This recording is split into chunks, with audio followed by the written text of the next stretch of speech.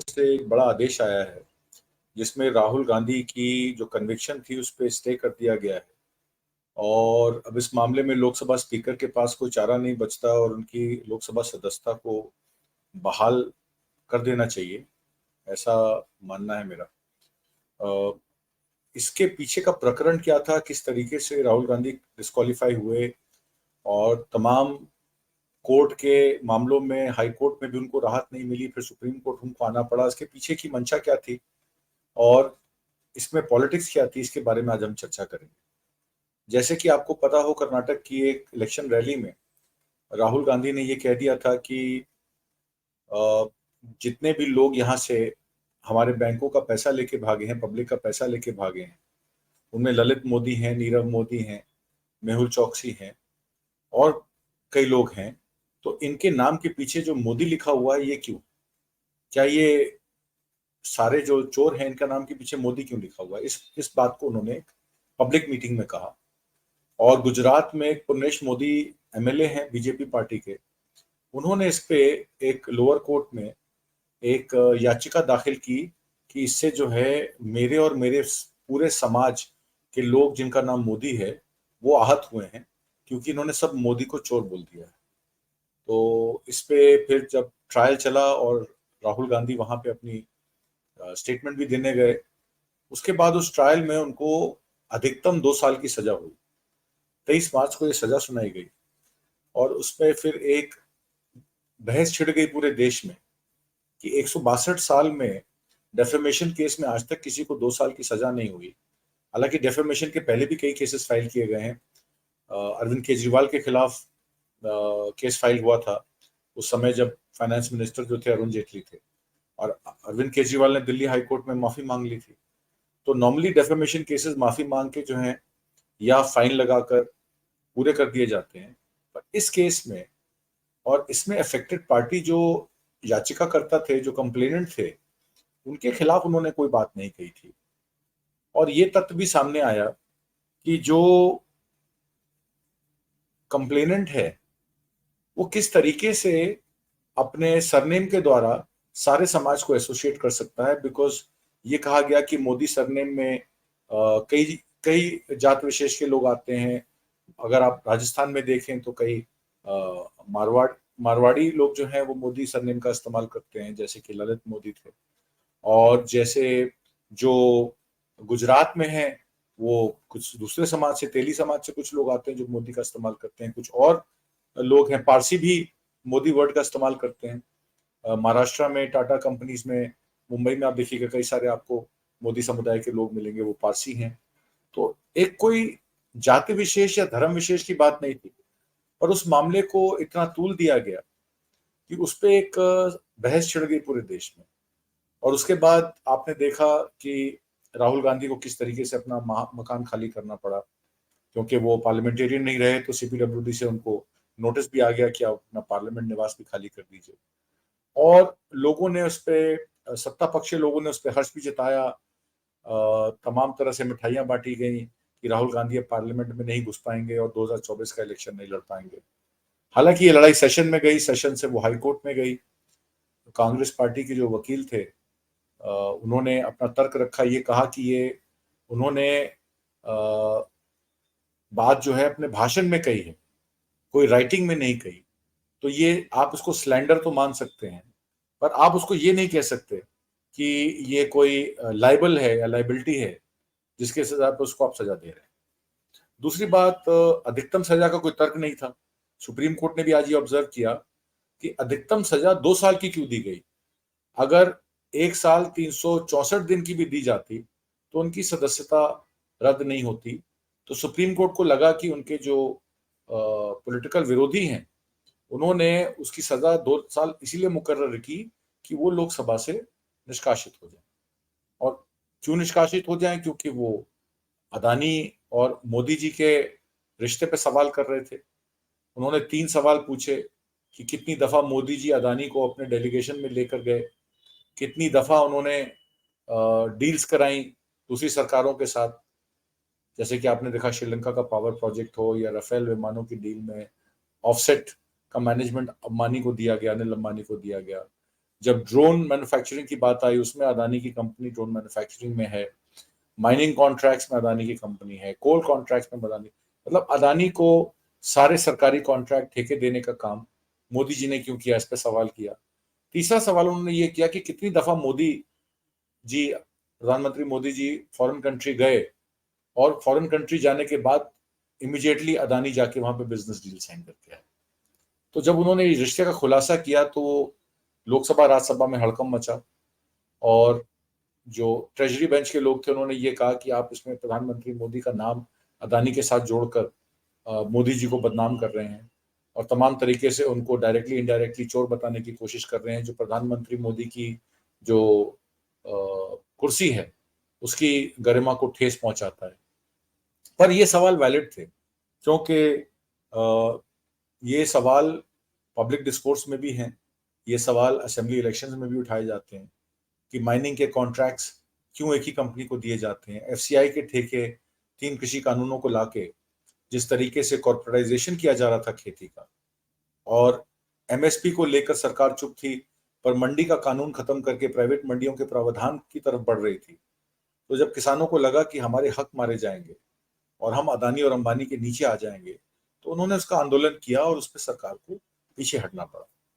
तो कॉर्पोरेटाइजेशन और चुनिंदा कॉर्पोरेट्स के साथ मिलकर नेपोटिज्म की जो बात थी, ये विपक्षी खेमे 2014 से उठा रहे हैं। 2019 में राफेल विमानों को लेकर कांग्रेस पार्टी ने इस पर बहुत बड़ा एक कैंपेन किया कि राफेल विमानों में पैसे के लेन देन के बारे में, कि उसमें कमीशंस पे की गई हैं, किसी आईटी कंपनी के द्वारा इनडायरेक्टली ये पैसा लिया गया है, और जो 36 विमान खरीदे गए वो बहुत इन्फ्लेटेड कॉस्ट पे खरीदे गए, इंडिया स्पेसिफिक कंडीशंस क्लियर नहीं की गई कि इतना महंगा विमान क्यों खरीदा गया।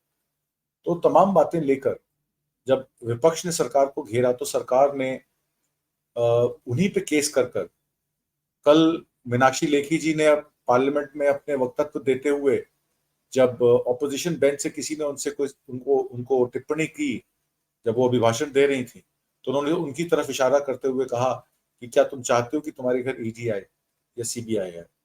तो ये तो बड़ा क्लियर हो जाता है कि सत्ता पक्ष के लोग ऑपोजिशन और विपक्ष को डराते हैं कि हम तुम्हारे घर में ईडी भेज देंगे, सीबीआई भेज देंगे, और इन्फोर्समेंट डायरेक्टरेट पे इतनी पावर है कि बगैर कोई एफआईआर दर्ज किए या बगैर कोई इन्वेस्टिगेशन रिपोर्ट दिया वो आपको अरेस्ट कर सकते हैं।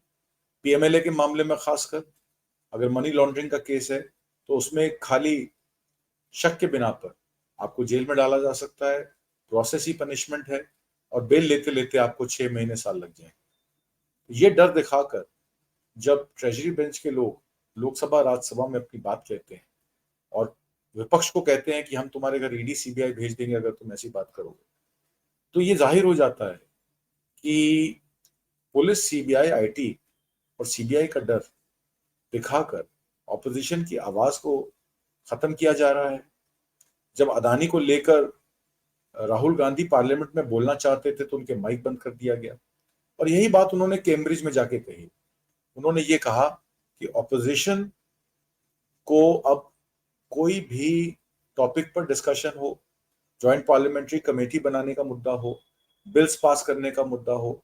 अब डेटा प्रोटेक्शन बिल को मनी बिल बना के पास कर दिया गया, जबकि data protection bill 2023 money bill नहीं है। राज्यसभा में कल 3 बिल पास कर दिए गए।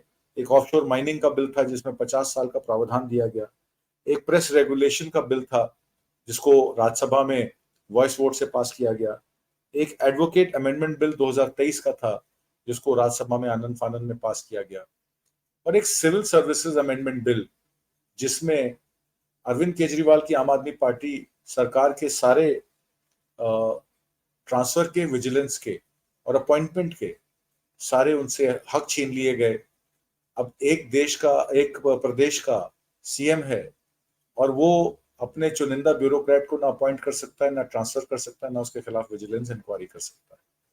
बीजेपी का ये मानना है कि अगर विजिलेंस सरकार के पास चली जाएगी तो अपने खिलाफ जो उनके केसेस हैं, मिस अप्रोप्रिएशन ऑफ इनकम के, लिकर पॉलिसी के, सीएम ने जो अपना बंगला बनाया जिसमें पैसा कहां से आया, पब्लिक का पैसे का इस्तेमाल किया, तो वो कैसे होगा? सेंटर की भी सरकार है, उनके अंडर भी सीबीआई और ईडी आती है, विजिलेंस आती है, तो ये सवाल तो सेंटर पे भी खड़ा होता है।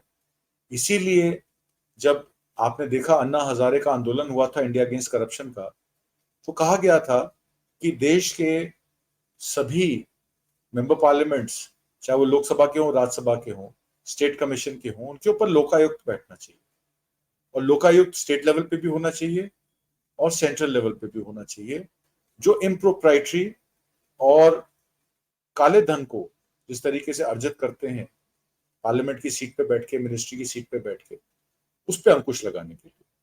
तो विजिलेंस का काम अगर लोकायुक्त को दे दिया जाता स्टेट लेवल पे और सेंट्रल लेवल पे, तो ये लॉजिक खत्म हो जाता कि ट्रांसफर और पोस्टिंग्स और विजिलेंस की इंक्वायरीज जो है वो एग्जीक्यूटिव के पास नहीं होनी चाहिए, वो एक इंडिपेंडेंट बॉडी के पास होनी चाहिए।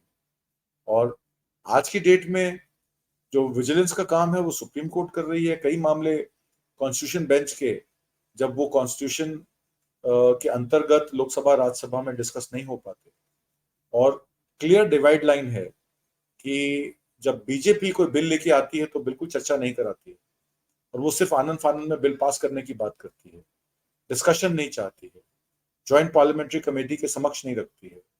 प्राइवेट मेंबर बिल कोई पेश करना चाहे तो उसको लेजिस्लेटिव का सहारा नहीं मिलता है। तो फिर पार्लियामेंट फंक्शन क्यों हो रही है? ये तो एक तरफा माहौल है। इसी के अंतर्गत जब राहुल गांधी ने सवाल पूछे और जब कैम्ब्रिज में इस बात को उठाया, तो ये कह दिया गया कि ये तो देश को बदनाम कर रहे हैं, ये बाहर के देशों में जाके हमारे देश के लोकतंत्र को बदनाम कर रहे हैं, तो ये बदनामी उनको नहीं करनी चाहिए। जबकि प्रधानमंत्री मोदी जब यूएस जाते हैं तो माइनॉरिटीज के सवाल पर, मुसलमानों की सुरक्षा के सवाल पर वो कहते हैं कि डेमोक्रेसी हमारे रगों रगों में दौड़ती है, हमारे खून में दौड़ती है, लोकतंत्र हमारे रोज रोज की लाइफ का एक हिस्सा है, तो इस लोकतंत्र को हम बड़े तरीके से मैनेज करते हैं और हम मदर ऑफ ऑल डेमोक्रेसी। हालांकि ये कहीं सच नहीं पाया जाता। जैसे कि मैंने आपको बताया, सुप्रीम कोर्ट ने ये भी कहा कि भले ही एक सजा एक दिन कम होती तो राहुल गांधी को अयोग्यता नहीं झेलनी पड़ती। ऐसा लगता है कि राहुल गांधी को अयोग्य करार देने के लिए ही ये सजा दी गई, और सीआरपीसी के एक्ट में इसका प्रावधान कितना है और क्या पहले इस प्रावधान को इस्तेमाल किया गया है, इस पर सुप्रीम कोर्ट ने टिप्पणी कर उनकी अयोग्यता को समाप्त कर दिया गया। अब राहुल गांधी के पार्लियामेंट में, लोकसभा में वापस जाने का रास्ता खुल गया है। अब तो जो स्पीकर हैं लोकसभा के, उनको न्योता देके उनको बुला लेना चाहिए। जब वो 24 मार्च को अपनी अयोग्यता, जब वो अयोग्य घोषित हुए, 24 मार्च को पार्लियामेंट गए, तो उनका विरोध हुआ था। अब 4 अगस्त को जब उनकी कन्विक्शन पे स्टे हो गया है, ट्रायल तो जैसे भी लोअर कोर्ट में चलेगा, उसमें जो भी उसमें तथ्य सामने रखे जाएंगे, वो मामला अब न्याय के विचाराधीन है, तो न्यायपालिका द्वारा ही उसका निवारण होगा। कांग्रेस का ये कहना है कि मामले में योग्यता की ठीक से जांच नहीं कराई गई, कि ये जांच अगर सही से कराई गई होती तो ये मामला इतना तूल नहीं देता। उन्होंने ये भी कहा कि ये बदनामी का मामला था, स्लैंडर का मामला था, ना कि और शब्दों द्वारा मानहानि थी। इसमें कोई लिखित रूप से कोई मानहानि का डेफेमेशन नहीं किया गया जिसमें इतनी सजा दी जाती। उन्होंने ये भी कहा कि जिस तरीके से 2 साल की सजा दी गई, वो राहुल गांधी को संसद में अयोग्य ठहराने के लिए ही की गई थी, ऐसा सुप्रीम कोर्ट ने भी एंडोर्स किया। और सुप्रीम कोर्ट का फैसला जो है वो सत्य और न्याय की पुष्टि करता है। भाजपा की मशीनरी के अथक प्रयासों के बावजूद राहुल गांधी न्यायिक प्रक्रिया में अपना विश्वास रखने का विकल्प चुनते हुए झुकने, टूटने या अपने माफी मांगने से उन्होंने इनकार कर दिया। और सुप्रीम कोर्ट का जो आज का आदेश है, उस तर्क की पुष्टि करता है जिसे ट्रायल कोर्ट से लेकर सुप्रीम कोर्ट तक हर अदालत के सामने लगातार रखा रहा, और अनंता सुप्रीम कोर्ट में ही इसका फैसला हुआ। तो ये मामला, अब देखिए, डिस्क्वालिफिकेशन का मामला था, अब उस पर कन्विक्शन स्टे हो गई है, तो जाहिर सी बात है कि जो इंडिया के 26 संगठन मिलकर एक मोर्चा उन्होंने बनाया है बीजेपी से आगामी लोकसभा इलेक्शन में लड़ने का, तो ये उसको काफी बूस्ट करता है। और कांग्रेस पार्टी ने बड़ी स्ट्रांगली अपने ट्विटर पे भी कहा है कि लड़ाई जारी रहेगी, सवाल पूछते रहे थे हम, और अब हम सवाल आगे भी पूछते रहेंगे, इसमें हम पीछे हटने वाले नहीं।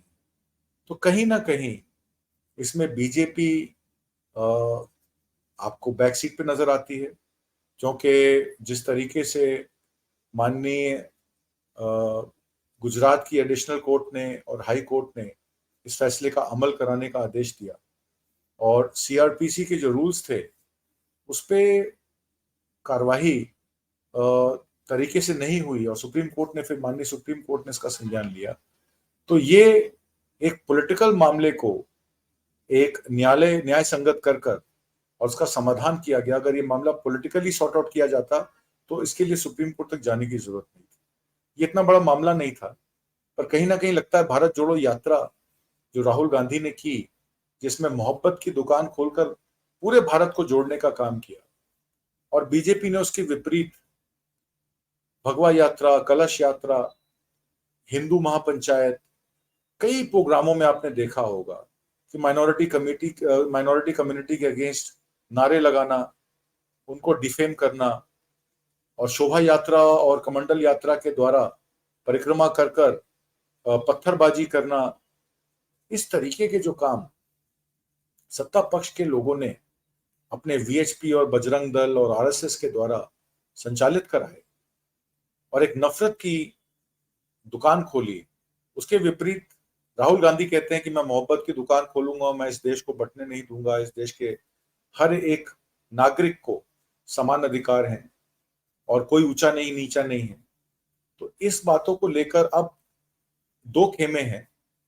अब एक खेमा जो है वो हिंदुत्व के नाम पे राजनीति करना चाहता है, और दूसरा खेमा जो है वो डेवलपमेंट की बात करता है, वो लोगों को जोड़ने की बात करता है, वो मोहब्बत की बात करता है।